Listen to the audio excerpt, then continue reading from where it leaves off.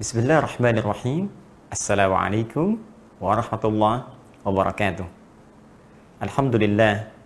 Wassalatu wassalamu ala rasulillah wa ala alihi wa sahbihi wa man walah wa ba'du. Saudara-saudariku dimanapun Anda berada, Alhamdulillah berjumpa kembali dalam program Aku Suka di hari ke-14 di bulan Ramadan tahun 1441 Hijrah. Tentunya kita selalu bermohon kepada Allah Subhanahu wa Ta'ala, semoga seluruh ibadah yang telah kita tunaikan di siang Ramadan tahun ini, dari hari pertama sampai dengan saat ini setidaknya, diterima oleh Allah Subhanahu wa Ta'ala. Semoga dosa kita diampuni oleh Allah Subhanahu wa Ta'ala.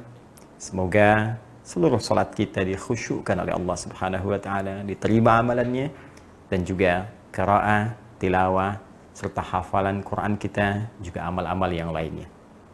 Namun demikian, di edisi yang ke-14 ini ada satu tema spesial yang akan kita kaji terkait dengan isu yang luas berkembang sampai juga kepada kami dan menghadirkan banyak pertanyaan, diskusi, serta mencoba untuk menghadirkan solusi dalam turunan penjelasan Al-Quran dan Sunnah Rasulullah SAW, khususnya terkait dengan penanggalan 15 Ramadan esok hari yang jatuh pada hari Jumat. Isu yang berkembang telah coba saya tuangkan dalam tulisan kajian spesial edisi Aku Suka saat ini, yaitu tentang isu dukhan dan benturan asteroid yang banyak berkembang di masyarakat, diwacanakan terjadi hari Jumat 15 Ramadan, pertengahan Ramadan 1441 Hijrah, atau bertepatan dengan 8 Mei tahun 2020 Masehi.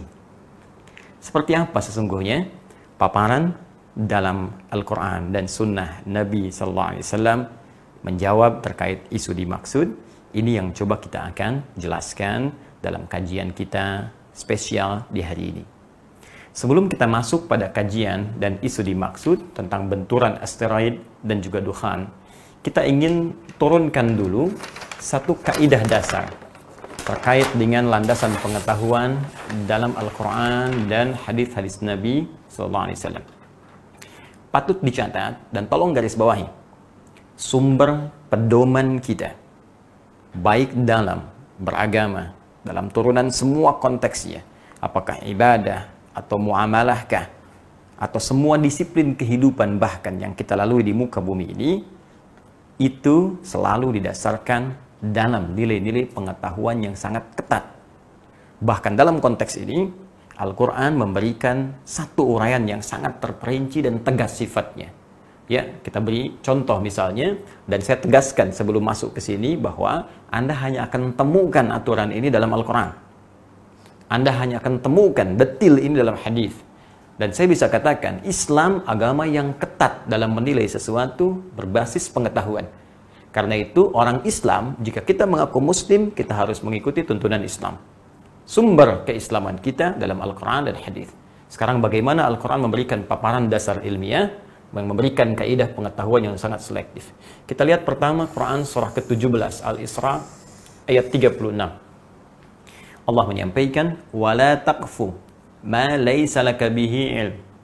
Inna as-sam'a wal basara wal fu'ada kullu ulaika kana anhu mas'ula." Baik, kata Allah, "Wala taqfu ma laysa laka bihi ilm." Jangan sekali-kali, la-nya sifatnya larangan, hati-hati, ya. Hati-hati. Jangan sekali-kali engkau mengikuti sesuatu. Baik, apakah sifatnya ajakan, atau mengikuti sebuah berita, atau mengikuti satu informasi, ya, atau mengikuti satu himbauan, ma laisa laka bihi ilm, yang kau tak punya dasar pengetahuannya, belum ada ilmunya, belum jelas kebenarannya, belum jelas informasinya.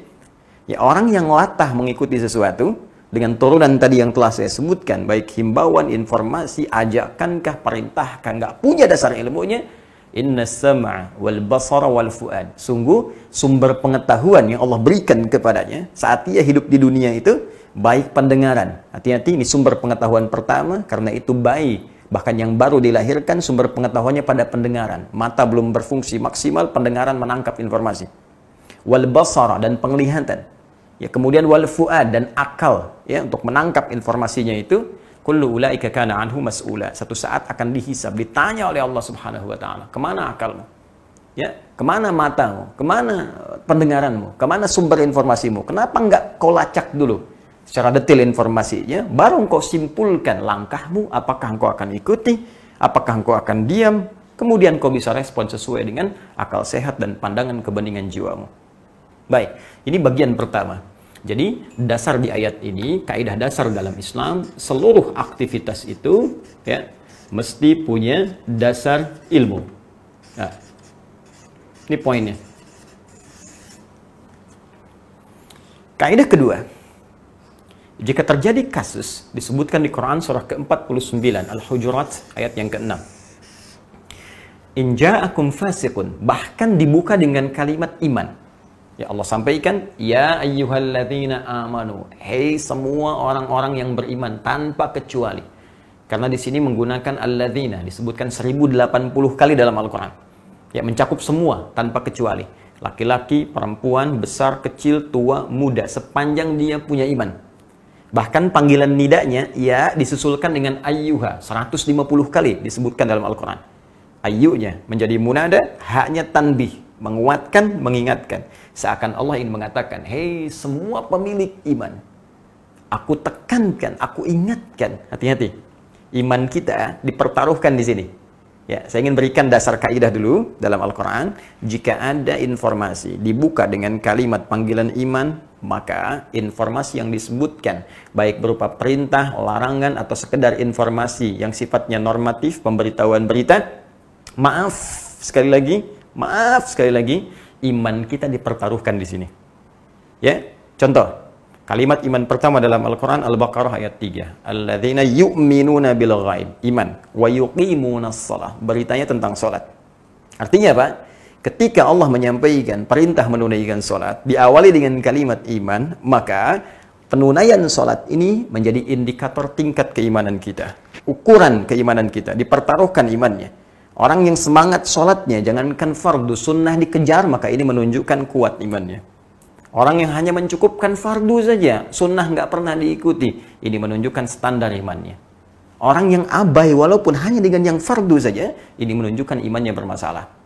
Nah, sekarang ayat ke-6 di surah 49 terkait dengan dasar ilmu dibuka dengan kalimat iman, maka berlaku hukum yang sama yang tadi saya sebutkan. Iman kita di sini dipertaruhkan. Ya ayyuhalladzina amanu, hai semua orang yang beriman. Hati-hati. Ya, in ja'akum fasiqum binaba'in fatabayyanu. Jika satu masa datang berita kepadamu, bukan sekedar berita, naba, berita yang menggoncang. Ya, berita yang membuat kita penasaran. Berita yang bisa bikin kita khawatir. Berita yang bisa bikin kita kefikiran, itu naba namanya. Ya, ada surah An-Naba, ya, karena mengandung berita yang sangat besar di dalamnya dari Allah Subhanahu wa taala. Orang yang membawa berita besar, ya, itu disebut nabi kalau bersumber beritanya dari Allah Subhanahu wa taala untuk pribadinya. Jika disampaikan pada umat disebut dengan rasul.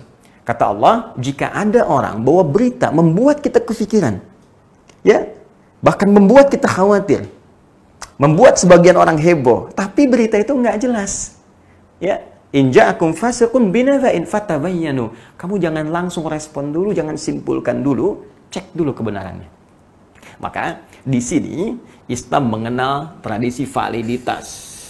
Tradisi check and recheck, ya, dicek. Divalidasi dulu. Ya, dan ini yang diturunkan oleh para ulama kita. Ya, bahkan dari situ nanti muncul turunan ilmu hadis. Itu yang paling ketat. Allahu Akbar. Kalau Anda perhatikan, dari semua disiplin ilmu, turunan yang paling ketat, maka sumber keislaman sangat luar biasa. Silahkan cek. Keterangan Nabi saya dilacak tuh. Ya, mungkin kata-katanya terlihat indah, benar. Belum tentu hadisnya benar. Lihat orang-orangnya, tersambung nggak ke Nabi. Maka muncul ilmu sanad di sini. Ya, setelah sanad jadi ketahui, coba lihat orang-orangnya. Apakah orangnya orang benar, orang bermasalah, orang suka bikin cerita. Maka hadis pun bisa punya kualifikasi. Ada hadis sahih. Ya, kemudian ada hadis dhaif, dhaifnya dibagi lagi, naik lagi ke atas, nanti pertengahannya ada hasan, ada sahih dari ghairihi, kalau menyatu sesama hasan. Tingkatannya muncul. Untuk apa? Untuk mengimplementasikan turunan dari perintah Al-Quran. Cek Sehingga semua informasi yang sampai dari sudut pandang agama itu validitasnya bisa dipertanggungjawabkan. Ya, Al-Quran jelas sumbernya, hadis jelas sumbernya. Untuk menerjemahkan itu semua dalam kehidupan, dalam konteks aktivitas kita, maka terjemahkan dan praktekkan apa yang Al-Quran perintahkan. Cek. Kemudian bagaimana cara mengeceknya? Ya, diturunkan kemudian oleh Allah firman-Nya surah ke-16. Ya, surah An-Nahl. Ya. An-Nahl ayat yang ke-43. Ya, paling kiri sebelah atas di mushaf, halaman 272. Ya. Baris 1 sampai dengan baris ke-2. Langsung saja ke intinya, kata Allah, fas'alu ahladzikri in kuntum la ta'lamun. Ya, jika Anda punya persoalan, jika Anda punya permasalahan, jika Anda ingin mencari informasi, fas'alu menggunakan fa harfu atfin.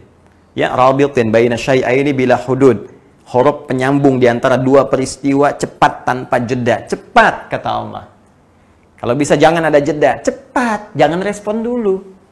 Ya, cepat, jangan ambil tindakan dulu. Cepat apa? Cepat tanyakan ahla dzikri pada orang yang ingat. Zikrun itu, ya, nanti maknanya luas. Bisa berarti semua aktivitas yang mengingatkan kita kepada Allah. Turunannya banyak. Ya, ada zikir dalam bentuk lafzi, subhanallah, alhamdulillah, Allahu akbar yang kita bacakan ba'da shalah. Itu dalilnya Quran surah ke-4 An-Nisa ayat 103. Ada doa disebut zikir, Quran surah ke-7 ayat 205. Ya, salat disebut zikir, Quran surah ke-20 ayat ke-14. Ya, ada lagi teman-teman sekalian, Quran. Baca Quran disebut zikir, Quran surah ke-15 ayat 9. Menghafal Al-Quran disebut zikir, Quran surah ke-54 ayat 17, 22, 32, 40. Tapi jangan lupa, pengetahuan pun disebut dengan zikir. Bukankah di Quran surah ketiga Ali Imran ayat 190 sampai 191, orang yang mengamati bintang ke bintang, astronom, orang yang mengamati segala yang ada di bumi, geolog dan turunannya. Ya, inna fi khalqis samawati wal ardi wa ikhtilafil laili wan nahari la ayatin li ulil albab. Ulul albab itu ahli ilmu yang mengamati segala kejadian di langit, yang mengamati kejadian di bumi, pertukaran siang dan malam, pengetahuan. Ya, siapa mereka? Alladzina yadhkurunallaha qiyaman wa qu'udan wa 'ala junubihim. Orang-orang yang zikir. Jadi zikir pun diartikan dengan ilmu. Ya. Jadi kalau kita kemudian, kata Al-Qur'an, mendapat sebuah informasi yang meragukan, ada sebuah isu, ada keterangan apapun yang mengkhawatirkan atau ingin kita respon dan belum tahu informasinya, maka cari orang yang tahu ilmunya. Secara ringkas, pakarnya. Nih, kembalikan ke pakarnya, tanyakan. Ini dia. Makanya digunakan kalimat ahlun. Ahlun itu menunjuk pakar. Ya. Misal saya katakan misalnya ahlul hadis, pakar di bidang hadis. Ya. Ahlul fiqih, pakar di bidang fiqih. Orangnya disebut dengan faqih. Ahlul tafsir, pakar di bidang tafsir. Orangnya disebut dengan mufassir. Itu ahlun namanya. Kata Allah dalam Al-Quran, in kuntum la ta'lamun. Jika engkau memang belum tahu, nggak ngerti, jangan simpulkan sendiri, jangan ambil respon. Ya, kembalikan kepada pakarnya. Sekarang persoalan kita di sini ada dua persoalan. Ya, satu, nah, kita ingin terapkan ini. Ya. Persoalan pertama terkait dengan benturan asteroid. Apakah benar hari Jumat tanggal 15 Ramadan, esok hari, pas pertengahan Ramadan tahun 1441 Hijrah, akan ada asteroid yang menabrak bumi sehingga menghasilkan satu benturan yang dahsyat, yang dari situ persoalan kedua muncul, menyebabkan dukhan, ya, yang menghadirkan rentetan peristiwa-peristiwa dan nestapa-nestapa yang mendalam. Dari dua unsur ini kita akan cek terkait dengan apakah benar informasi asteroid akan datang dan menabrak bumi esok hari.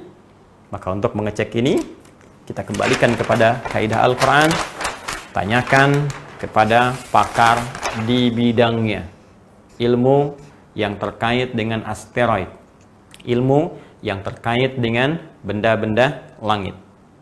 Maka ini, mohon maaf sekali lagi, bukan objek kajian dari para ustadz, yang apalagi spesifik pembahasannya hukum-hukum turunan fikih ibadah saja atau fikih muamalah saja, tapi kita mesti cross check ini informasinya dengan menurunkan pada golongan orang-orang yang memang spesifik mempelajari bidang astronomi.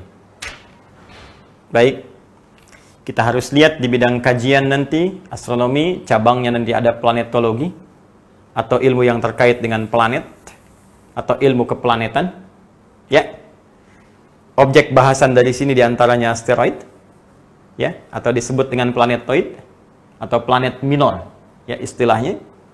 Lembaganya kita cek, karena bukan Ustadz Adi Hidayat, bukan UAH yang berwenang di sini. Ya, kita harus cek memang yang pakar, astronom-astronom yang mengkaji persoalan ini. Maka kita punya lembaga otoritatif, LAPAN misalnya, ya, Lembaga Penerbangan dan Antariksa Nasional. Ya, ada Observatorium Bosca di Bandung, ya. Ada NASA di Amerika dengan bidang khususnya misalnya Xenios, ya. Nah, ini kita coba gali karena saya bukan bidangnya di sini dan ini lembaga otoritatifnya. Sekarang coba kita biasakan buka informasi yang disampaikan oleh LAPAN seperti apa. Demikian Bosca, demikian juga dengan NASA dengan bidang spesifiknya yang membahas tentang persoalan-persoalan antariksa, khususnya benda-benda langit yang terkait erat dengan pendekatannya ke bumi. Yuk, pelan-pelan kita simak informasi dari lembaga-lembaga ini, karena saya khawatir begini, jangan-jangan mereka aja tenang-tenang saja gitu. Mereka yang tahu tentang, mohon maaf, tentang planet-planet, tentang antariksa, mereka santai-santai aja. Jadi sebagai bahan pengetahuan diinfokan, kok kita yang kurang pengetahuan di bidang, yang bukan pakar jadi heboh gitu. Ya. Mari kita lihat dulu ya, bismillah. Pelan-pelan. Ya, mohon izin supaya kita belajar bersama. Ini saya telah turunkan keterangannya berdasarkan sumber baik dari LAPAN ataupun juga dari NASA. Saya telah turunkan ini data-datanya dan nanti kita coba turunkan bersama. Ya. Asteroid yang diduga besok itu akan mengarah mendekat ke bumi. Ya, ini bahasa yang mungkin paling enak untuk bisa didengar. Mengarah mendekat ke bumi. Ya, jadi bukan konteksnya membentur gitu ya. Membentur apalagi menabrak ya. Nah, ini disebutkan oleh para ahli di LAPAN, Bosca juga NASA. Ini asteroid 2016 HP6 ya. Ya, 2016 HP6 HP6. Ini namanya. Jadi nanti ada banyak asteroid yang diidentifikasi yang bahkan dari sejarah ke belakang pernah juga diurutkan dan untuk memudahkan diberi nama ya. Misal nanti di tanggal 9 September, 14 September tahun lalu, ya ada juga kan yang mendekat ke arah bumi.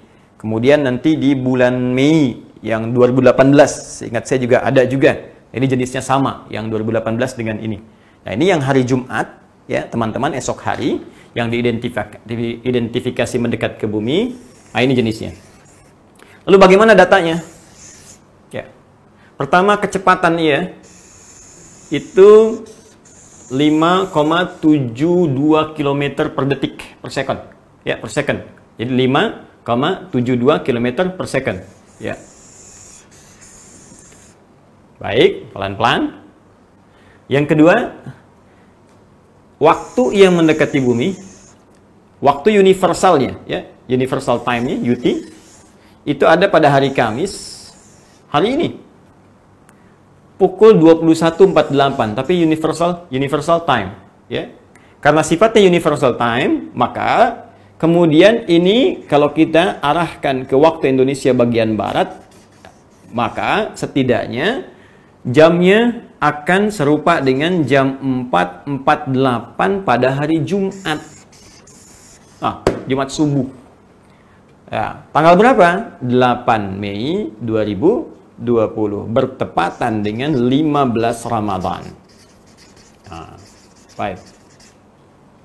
Jadi kalau kita katakan ada asteroid diidentifikasi asteroid 2016 HP6 dan kemudian punya kecepatan 5,72 km per second, ya, dia mendekati bumi pada hari Kamis pukul 21.48 universal time, waktu universal, atau hari Jumat, ya, subuh jam 4.48 waktu Indonesia bagian barat bersamaan dengan 15 Ramadan.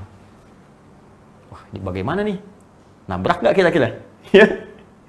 Belum selesai informasinya. Kita turunkan dulu. informasi dimaksud supaya lebih bisa sempurna dan kita bisa pahami dengan jelas. Bismillahirrahmanirrahim. Yuk kita lihat. Nah, ini baru 2. 3. Jaraknya, walau kecepatannya 5,72 km per second, tapi jaraknya dari bumi 1,66 juta kilometer. Bayang nggak? Silakan ukur. Paling gampang gini, ngukurnya 4,3 kali jarak bumi ke bulan. Jadi Anda bayangkan nggak? Bulan saja yang berotasi ke bumi tuh. Muter. Tandai nanti pasang surut, ya, gelombang yang ada di laut. Pasang. Bisa kelihatan, putar. Menentukan nanti dalam bulan Hijriah. Apakah 29 hari, 29,5, dibulatkan ke 30 atau ditarik ke 29. Itu kan berdasarkan nanti bulan, ya, Hijriyah, Qamariyah namanya. Baik, Anda bisa bayangkan bulan saja yang berputar, nggak pernah kita khawatirkan nabrak bumi. Ini ada benda jaraknya 4,3 kali bulan ke bumi, 4 kali lebih dari bulan, ya. Detilnya 1,66 juta kilometer, dan Anda jadi heboh gitu. Ya, saya ambil tadi, mohon maaf, di logika sederhana saja. Bulan, ya, setiap hari, malam, alhamdulillah kita bisa amati dalam waktu-waktu yang terang khususnya, punya jarak dengan kita. Dia berotasi ke bumi, ya. Alhamdulillah nggak pernah nabrak bumi, dan kita nggak pernah khawatir. Ada benda sekarang 4 kali jaraknya lebih jauh dibandingkan jarak bulan ke bumi, 4 kali lebih jauh, ya. Dan Anda khawatir benda itu nabrak bumi, kenapa nggak Anda khawatirkan bulan? Yes. Baik, ini data yang disampaikan oleh NASA, dari LAPAN, dari Boska, dan sejenisnya. Baik, yang paling menarik begini. Ini asteroid, ya, 2016 HP6 ini, 2016 HP6, ini pernah juga mendekati bumi, teman-teman. Yang tadi saya sebutkan, 13 Mei ini, bulan Mei, 13 Mei 2018, tepat teman-teman 2 tahun yang lalu. Jadi sekarang sebetulnya fase dia yang kedua. Ya, mau masuk ke kita itu mendekati ke arah bumi, fase yang kedua. 2 tahun setelah periode 13 Mei. Ya, 2018, sekarang tepat 8 Mei 2020 mau mendekat. Cuma yang paling menarik, waktu 13 Mei itu jaraknya 831.000. 831.000, tepatnya 672 km. Saya mau tanya pada Anda, kenapa yang waktu Mei 800.000 sekian Anda tidak khawatir? Sekarang ketika jaraknya makin jauh, 1 juta sekian, kenapa pada heboh mau kiamat? Baik, disinilah pentingnya kita mengamalkan isi Al-Quran secara benar. Oke, ini poinnya. Dan yang paling menarik, data dari LAPAN mengatakan ini sulit untuk diamati, tidak dapat diamati. Ya, magnitudonya, besarnya, jaraknya, segala rupanya sulit diamati. Dia tahunya udah lewat saja. Ya, ini keterangan LAPAN, bukan keterangan di Hidayat. Ya, ini keterangan LAPAN, Boska, kemudian juga dari NASA. Bahkan, nah ini nih, tidak berbahaya. Ya, zero potential hazard. 0. Potensial bahayanya 0. Artinya apa? Jadi dari lembaga yang otoritatif, baik NASA, kan? Kemudian juga ada LAPAN, ada Boska, dan tentunya juga di Eropa punya, negara-negara lain juga punya.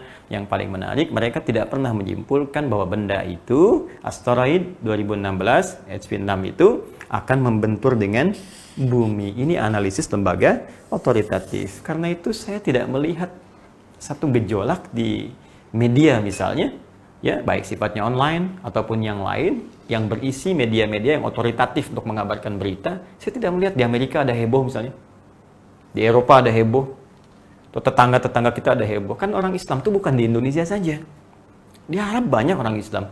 Saya sebelum membahas ini, saya coba klik dengan bahasa Arab, ya, ad-dukhan, ya, saya katakan ad-dukhan fi muntasaf Ramadan, ya, dukhan di pertengahan Ramadan, ya, tahun 2020 Masehinya 1441 Hijriahnya. Nggak ada berita, yang keluar malah hukum rokok. Bagaimana hukum rokok? Dukhan kan dalam bahasa Arab juga asap rokok, ya. Di tadkhin tuh merokok, dukhan tuh rokok. Maka yang keluar malah hukum rokok. Ini Anda bayangkan gitu, yang orang Arab santai-santai aja. Ya, yang di Eropa santai-santai, di Amerika sampai. Kenapa di Indonesia jadi pada sibuk? Nah, ini saya ingin kembalikan kepada aspek ilmiahnya dulu. Jadi kalau ada kekhawatiran bahwa rangkaian akan ada tabrakan, akan ada ini, akan ada itu, saya kira itu satu reaksi yang berlebihan, ya, dan menurut saya hal demikian ada baiknya untuk kita koreksi kembali, sehingga dengan itu lebih menjadikan kita umat yang berilmiah, umat yang berilmu, dan ilmunya disandarkan pada keterangan Al-Quran dan Sunnah Rasulullah SAW. Ini bagian yang pertama. Jadi kita mendudukan sesuatu sesuai dengan akurasi informasinya. Di sini pun saya mengatakan saya bukan pakar di bidang astronomi, karena itu saya merujuk keterangan para astronom dari lembaga-lembaga yang terpercaya atau otoritatif. Nah, tinggal persoalan yang kedua. Kita lihat, kembalikan ke awal, mohon maaf, bismillah. Ini saya pakai flip chart ya untuk hari ini supaya memudahkan dibolak-baliknya. Dukhan. Ya. Allahu Akbar. Teman-teman, apa itu dukhan? Apa kaitannya dengan 15 Ramadan? Ya kan? Kemudian, apa dampak-dampaknya? Dan lebih penting, dari mana sumbernya? Itu yang paling utama. Nah, maka dalam konteks ini, saya ingin coba batasi dulu. Dukhan memang benar dimasukkan pada satu di antara 10 tanda-tanda yang sangat spesifik tentang akan mendekatnya atau terjadinya kiamat. Bahkan jelas turun surahnya langsung, Allah berikan keterangan surah Ad-Dukhan. Ya, fartaqib yawma ta'tis sama'u bidukhanim mubin. Ya, berhati-hati, semakin mendekat nih. Ya, khususnya nanti pada saat langit mulai mendatangkan satu asap, dukhan, asap yang nyata. Ya, dan banyak tafsiran di situ. Ya, bahkan Imam Al-Qurtubi memberikan 3 tafsiran utama. Ya, beliau mengutip keterangan para sahabat, ada yang mengatakan ini dukhan pertanda kiamat akan tiba. Ada tafsiran-tafsiran lain, ada tafsiran-tafsiran berbeda, tapi umumnya kebanyakan sepakat itu adalah asap tanda kiamat, yang asap ini bukan asap yang dihasilkan dari satu fenomena-fenomena di bumi. Ya, tapi memang spesifik turun dari langit. Makanya kalimat Qur'annya, ya, yauma ta'tis sama'u bidukhanim mubin. Pada hari saat langit mendatangkan asap yang menutupi wilayah-wilayah bumi sehingga gelap, padat, sesak, dan seterusnya, dan berlangsung dalam periode yang cukup lama. Tapi saya tidak akan masuk ke situ dulu. Apakah benar ada keterangan yang menyebutkan dukhan ini akan muncul di 15 Ramadan? Ini poinnya. Nah, sejauh ini informasi-informasi yang menyampaikan tentang kejadian 15 Ramadan itu bisa dilacak di satu kitab. Saya sudah cari kitabnya, saya sudah keluarkan langsung kepada intinya supaya mudah untuk bisa kita pahami. Kitabnya namanya Kitabul Fitan. Ini langsung saya print outkan dan langsung ke isinya ke dalam supaya saya bisa perkenalkan dengan lebih baik. Ini ya, Kitabul Fitan. Karya Syekh Al-Hafidh Abu Abdullah Nu'aim bin Hammad Al-Marwazi. Ya, jadi Syekh Al-Hafidh Abu Abdullah Nu'aim bin Hammad Al-Marwazi. Ini saya sudah keluarkan dengan tahqiqnya langsung. Ya, dari manuskripnya juga diambil di Britania di Inggris, ya, kemudian oleh muhaqqiq ini yang akan mengeditorialnya, ya, yang akan menganalisis naskahnya, diturunkan kembali sampai kemudian dicek validitasnya dan kaitan-kaitan dengan keaslian naskahnya, sampai juga penulisnya, biografinya, dan sebagainya. Secara singkat, pembahasan tentang tadi itu ada di halaman 228. Ini. Di nomor pembahasan 638, halaman 228. Ya. Di sini beliau menyampaikan informasi, kalau saya bacakan misalnya, baik. حدثنا أبو عمر عن أبي لهيعة قال حدثني عبد الوهاب ابن حسين عن محمد بن ثابت البناني عن أبيه عن الحارث الهمداني عن ابن مسعود رضي الله تعالى عنه عن النبي صلى الله عليه وسلم قال إذا كانت صيحة في رمضان فإنه يكون معمة في الشوال ya kemudian وتميز القبائل في ذي القعدة وتسفك الدماء في ذي الحجة والمحرم والمحرم يقولها ثلاثا هيهات هيهات يقتل الناس فيها harjan harjan. Qala qulna wa ma sayhatu ya Rasulullah. Baik, secara singkat Nabi mengatakan jika nanti terjadi pekik suara yang kencang ya di bulan Ramadan yang menyebabkan banyak turunan-turunan peristiwa, ya, akan terjadi kerusuhan, akan terjadi banyak perpecahan ya di suku-suku, akan terjadi pembunuhan, akan terjadi macam-macam, kan? Maka bertanya para sahabat, pekik suara apa itu ya Rasulullah? Ya. Apa yang terjadi? Qala hadhihi fin nisfi min Ramadan lailata jumu'atin. Ini terjadinya suara ini di bulan Ramadan di malam Jumat pertengahan Ramadan. Fin nisfi Ramadan pertengahan Ramadan di malam Jumat. Baik, fatakunu huddatan ya tuqidun naim ya wa tuqidul qa'im. Maka ini akan menyebabkan orang tidur bisa bangun. Orang berdiri bisa duduk saking kagetnya. Ya, secara singkat saya ambil keterangan, secara singkat ini panjang sekali sampai ujungnya, sampai solusinya kalau itu tiba bagaimana? Ya, secara singkat disampaikan tanggal 15 Ramadan atau pertengahan Ramadan, kemudian waktunya malam Jumat akan terjadi pekik suara yang sangat kencang menyebabkan orang semua histeris, kaget, yang berdiri duduk, yang tidur bangun dan seterusnya. Sampai dimintakan kalau fajarnya kemudian tiba langsung kunci pintunya, tutup celak-celaknya, berlindung di balik selimut, kemudian tutup telinga dan baca sebuah kalimat yang diajarkan Nabi sallallahu alaihi wasallam. Apa kalimatnya? Di sini Subhanal Quddus, Rabbunal Quddus, ya. Jadi dua kali disebutkan Subhanal Quddus, Rabbunal Quddus. Ini referensi yang digunakan. Yang kemudian dikait-kaitkan dengan persoalan dukhan. Jadi ada yang membawa konteks dukhan ini ke dalam pekik suara disambungkan dengan asteroid tadi. Jadi kalau kita ingin lihat runtutannya, jadi skemanya, ya skema racikan pemikirannya, formulasinya begini. Diprediksi ada asteroid. Asteroid ini akan membentur bumi sehingga menimbulkan pekik suara yang sangat kencang. Dari sini muncul asap disebut dengan dukhan. Ya kan? Itu terjadi untuk bisa melegitimasi ini, dicarilah dalil. Mana dalilnya? Pertengahan Ramadan, pas bersamaan harinya Jumat lagi. Disebutkannya pertengahan Ramadan. Referensi dari mana? Dari sini. Di formulasi pemikiran inilah yang menjadikan isu berkembang. Orang tidak melacak lagi. Apa kualitas informasi yang disampaikan ini? Validasinya apa? Karena ini disebutkan riwayat, apalagi hadis, maka kepakarannya pun bukan astronom. Ya, jadi jangan kebalik, jangan astronom bicara hadis, jangan orang-orang hadis yang nggak tahu astronomi bicara astronomi. Mesti ada sinergi di sini. Nah, ini penting saya sampaikan kalimat saya ini secara umum, secara global, karena kita ini kadang-kadang begini. Kalau bicara kesehatan, kita semua ikut ke dokter, dengar nasihat dokter. Ya, tentang ekonomi kita ikut masalah ekonom. Ya, apa pandangan ekonom begini kita ikuti. Tapi kalau sudah bincang agama, kayaknya semua jadi pakar gitu. Ini ngasih fatwa, ini yang paling bahaya.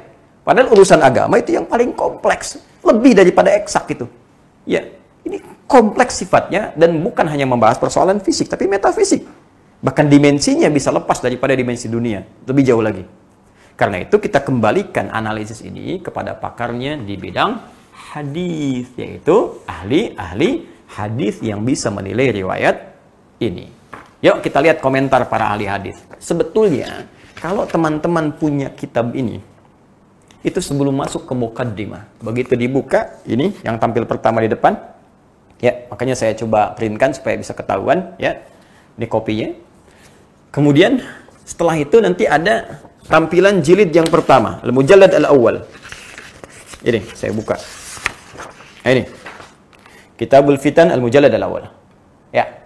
Setelah itu, sebelum masuk ke mukaddimah, muncul komentar dulu para ahli hadis, dimunculkan di sini oleh pentahqiqnya mengenai kualitas hadis-hadis yang ditampilkan di buku ini keseluruhan. Bagaimana kualitasnya? Sehingga ini menjadi pesan yang kuat untuk kita. Bagaimana menilai ya keterangan informasi yang sampai di buku ini supaya kita tahu, jangan salah baca nantinya. Anda baca hadis-hadis palsu, al-mudhu'at misalnya kan? Lalu disimpulkan hadis Nabi ini, padahal buku itu dituliskan untuk memberi info kepada kita. Ini hati-hati, ini ada hadis palsu. Ya, jelas sampai di sini. Jadi bukan berarti hadis palsunya harus dimunculkan, tapi untuk diketahui ini hadis palsu. Karena itu, dalam konteks kitab ini pun qalu fil muallif wal muallaf. Komentar ya tentang para pakar khususnya ahli hadis fil muallif mengenai pengarang buku ini. Ya, tadi Syekh Abu Abdullah Nu'aim Muhammad Al-Marwazi. Kemudian wal muallaf, dan kitab ininya, apa komentar mereka? Saya bacakan. 1. Al-Imam An-Nasa'i, jelas beliau ahli hadis. Apa komentar beliau? Ya, beliau penulis Sunan An-Nasa'i, ya. Qad kathura tafarruduhu 'anil a'immah al-ma'rufin bi ahaditsa katsiratin fasara fi haddi man la yuhtajju bihi. Beliau ini, ya, Abu Abdullah Nu'aim ibn Muhammad ini Al-Marwazi, kata Imam An-Nasa'i, qad kathura tafarruduhu 'anil a'immah al-ma'rufin. Ini sering banyak beda dengan para imam-imam ahli hadis yang populer, yang otoritatif. Ini saling menyelisihi. Ya, saling menyelisih riwayat, dan kaidah dalam ilmu hadis jelas mengatakan kalau ada satu riwayat menyelisihi yang lain yang lebih thiqah, lebih populer, lebih kredibel, lebih diketahui, apalagi tidak jelas misalnya, maka yang ini yang menyelisihi ditinggalkan. Ya, karena itu bi ahaditsa katsiratin, banyak riwayat-riwayat hadis-hadis yang diriwayatkan oleh beliau ini menyelisihi imam-imam yang lain yang lebih otoritatif, fasara fi haddi man la yuhtajju bihi, maka jadilah beliau ini, ya, dalam konteks hadis-hadisnya tidak bisa dijadikan hujjah. Nah, Imam An-Nasai imam, dia cuma ustad. Wah, Ustad Adi Hidayat ini imam, jelas, ya, ikut ustad, ikut imam, ya, jelas saya pun ikut ini, apalagi Anda yang bukan ustad, imam juga bukan, gitu ya. Baik, kata beliau, hadis-hadis yang masuk di sini itu tidak bisa dijadikan dalil. Secara gampangnya ditolak. Secara gampangnya abaikan aja. Ya, secara singkatnya nggak usah panik, tinggalin aja. Ya, baik. Lanjut. Imam Maslamah Ibnu Qasim, ya, masya Allah beliau juga pakar di bidang hadis. Walahu ahaditsu munkarah. Ya, walahu ahaditsu munkaratun fil malahim infarada biha. Disampaikan lagi, ini menguatkan pendapat Al-Imam An-Nasa'i. Ya, kata beliau siapa? Abu Nu'aim ini, ya, Abu Nu'aim ini, ya, Allah yahfaz, Allah yarhamhu, ya, memiliki banyak hadis-hadis munkarah yang ditolak. Fil malahim, dalam bab malahim, ya, wa tafarrada biha, dan cuman beliau yang nulis sendiri, yang lain enggak. Ini menarik, ya. Jadi kadang-kadang sering nulis-nulis riwayat-riwayat, yang lain tuh nggak dapet nih hadisnya dari mana gitu. Cuma ini yang menyendiri. Oke, teruskan lagi. Imam Az-Zahabi, ya, ini sangat lebih otoritatif lagi, ya, dalam konteks jarah wa ta'dil, dalam menilai apakah orang ini termasuk orang-orang otoritatif, kredibel atau bukan. Baik. Bagaimana keterangan beliau? Yuk kita lihat. Nu'aim, Allahu Akbar, min kibari awiyatil ilmi. Min kibari awiyatil ilmi. Nu'aim ini bin Hamad Al-Marwazi ini, ya, hafizahullah, beliau ini termasuk orang yang ahli ilmu. Objektif penilaiannya. Lakinnahu, tapi la tarkanun nafsu ila riwayatihi. Kemudian yang paling menarik, wala yajuzu li ahadin an yuhtajja bihi. Ya. Allahu Akbar. Wala yajuzu li ahadin an yahtajja bihi. Cuman sayang, saya nih nggak bisa condong untuk ngambil riwayatnya. Bahasanya halus, ya. Jadi nggak langsung mencela, nggak, oh ini bid'ah nih, ini pelaku gini. Tuh, coba lihat adabnya para imam. Ya, adabnya imam. Bid'ah nih, ini, wah ini ahli ngarang-ngarang. Tidak. Lembut kalimatnya. Beliau itu ahli ilmu, banyak ilmunya. Cuman hati ini kayaknya nggak condong riwayatnya. Dan bagi teman-teman yang akan mengambil hadisnya, ya, saya nggak merekomendasikan, kata beliau. Tuh bahasanya. Ya, oke. Waqad sannafa kitab al-fitan. Setelah itu beliau mengatakan beliau telah menulis kitab al-fitan. Fa'atta fihi bi'ajaiba wa manakira. Maka fa'atta fihi, maka beliau menghadirkan dalam kitab ini yang saya maksudkan tadi, ya, bi'ajaiba wa manakira, dengan berita-berita heboh dan hadis-hadis yang diingkari, atau informasi-informasi yang disandarkan pada Nabi tapi tidak diakui oleh para ulama. Jadi beliau, walaupun penulis kitab ini Abu Abdullah Nu'aim bin Muhammad Al-Marwazi mengatakan ini hadis dari Nabi SAW, tapi para ahli hadis menolaknya, menggolongkan ke dalam hal-hal yang harus diingkari, menyebutnya dengan sesuatu yang tidak digunakan sebagai hujjah, nggak bisa dipakai sebagai dalil, bahkan ada yang lebih kencang mengatakan hadisnya palsu, dan seterusnya. Dan saran para ulama hadis bahkan sudah jangan terlalu serius. Ya, kata para ulama hadis, jangan terlalu serius. Tapi, mohon maaf, kita pun mesti adil. Saya coba ingin tanya lah, teman-teman yang pernah menyampaikan riwayat ini, pernah lihat kitabnya nggak? Itu pertanyaan saya. Jangan-jangan Anda sepotong-sepotong saja. Ambil, apalagi yang nggak pernah lihat sama sekali, heboh, awas besok dukhon aja nggak tahu Anda apa. Saya mau tanya, Anda saja yang meriwayatkan informasi ini, yang menyampaikan, pernah lihat kitab itu nggak? Dugaan saya, besar kemungkinan belum pernah lihat. Dalam arti melihat itu benar-benar membaca dengan teliti. Ya, kalau lihat begini, Anda barusan lihat juga. Oh, lihat Ustaz. Ya. Yang saya maksudkan membaca dengan teliti. Anda mesti ingat, di halaman tadi, teman-teman, 228 yang ini, yang hadis nomor 638, sebetulnya beliau pun bukan ingin menguraikan tentang peristiwa kiamat. Abu Nuaim ini bukan ingin berbicara tentang peristiwa kiamat. Anda mesti tahu, ini termasuk satu rangkaian dari 9 halaman pada sebuah judul yang beliau beri nama di halaman 224. Ini ada babnya. Apa babnya? Ma yudhkaru min alamati minas sama ma yudhkaru. Ya, hal yang akan disebutkan ini min alamati minas sama, termasuk tanda-tanda, ya, fenomena yang dapat nampak di langit, kelihatan dari langit, fiha ya fin qita'i mulki Banil Abbas. Tanda-tanda itu terkait dengan berakhirnya kekuasaan ya dinasti Abbasiyah, Bani Abbas. Jadi sebetulnya ini rangkaian, satu informasi dari rangkaian yang sangat banyak yang bercerita tentang berakhirnya kekhalifahan Bani Abbas itu, diantaranya pernah terjadi satu pekikan besar yang terjadi pada bulan Ramadan. Dan kalau Anda baca di sini ada jelas dari yang bagian pertamanya. Ya. Kalau saya mau runtutkan begini, nomor 622, ya tadi kan 638, ini dari 622 dimulainya.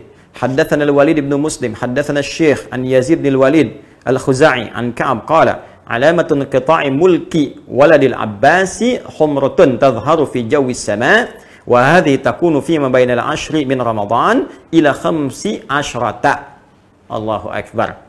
Ya, disampaikan bahwa tanda-tanda akan berakhirnya kekuasaan dinasti Abbasiyah itu ya dari generasi-generasi Al-Abbas, humratun tadhharu fi jawis sama, ada kemerah-merahan tampak dari langit-langit, ya. Kemudian ini terjadi di antara tahun 10, di antara tanggal 10 sampai 15 di bulan Ramadan. Yang paling menarik, wa wahiyatun fi ma bainal 20 ila rabi wal 20 min Ramadan.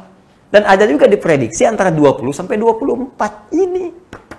Jadi ini bukan hanya bicara tentang 15, bicara dari 10, bicara dari 15, bicara dari 20, bicara dari sampai 24. Cuma nanti ini ditambah-tambah dengan cerita-cerita. Bahkan nanti ada juga keterangan terjadi di masa kekhalifahan atau kepemimpinan As-Sufyani yang kedua. Sudah pernah kejadian dulu. Gitu. Jadi ini pun sebetulnya bukan ingin bicara dukhan. Kitab ini. Bukan bicara tentang kiamat. Jadi tidak relevan. Kalau Anda mengaitkan 3 persoalan tadi, ya mohon maaf, ayat Quran tentang dukhan dibawa ke peristiwa 15 Ramadan karena buku ini, ya. Kemudian dalilnya dibenturkan dengan akan adanya benturan asteroid dari informasi 8. Sekarang saya buktikan sendiri, kita cek bersama, buku yang dijadikan sandaran bukan bercerita tentang itu. Kalau ingin diambil hadisnya, kata para ahli hadis tidak valid.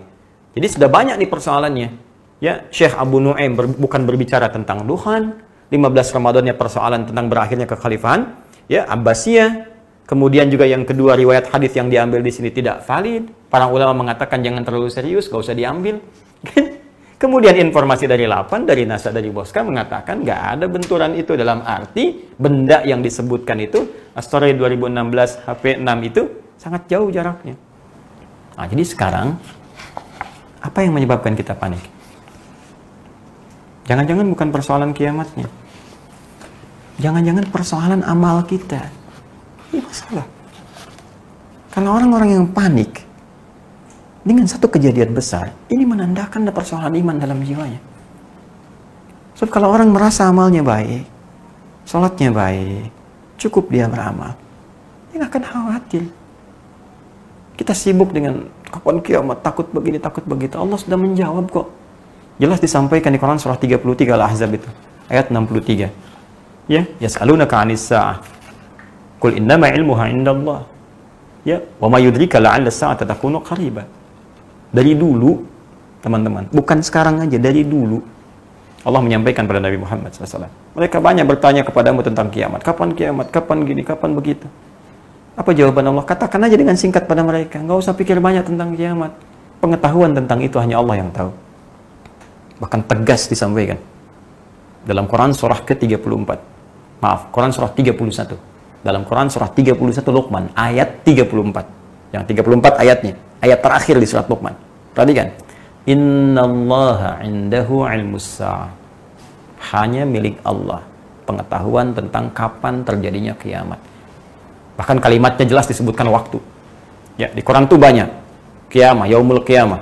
Yaitu ada bahkan surahnya surah ke-75. Ya, la uqsimu biyaumil qiyamah, yaumuddin, yaumul akhir, tapi menunjuk pada waktu spesifik saat. Kalau sekarang saat itu jam.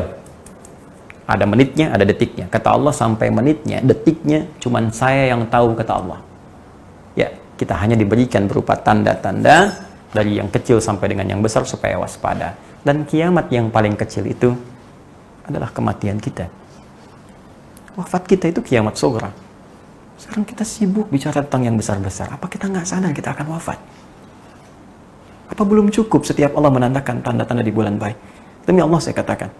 Demi Allah sekali lagi saya katakan. Setiap tiba bulan baik, entah dari Rajab kah, Sya'ban kah, terutama Ramadan, selalu ada saja orang baik yang wafat. Sesuai dengan ajalnya. Kalau wafat itu sudah ajal. Tapi yang paling menarik, kenapa Allah tampakkan di waktu-waktu yang baik? Ya, kemarin kita saksikan Guru Zuhdi. Ya, Insya Allah, Ramadan. Sebelumnya ada yang di Sya'ban. Sebelumnya ada yang di Rajab.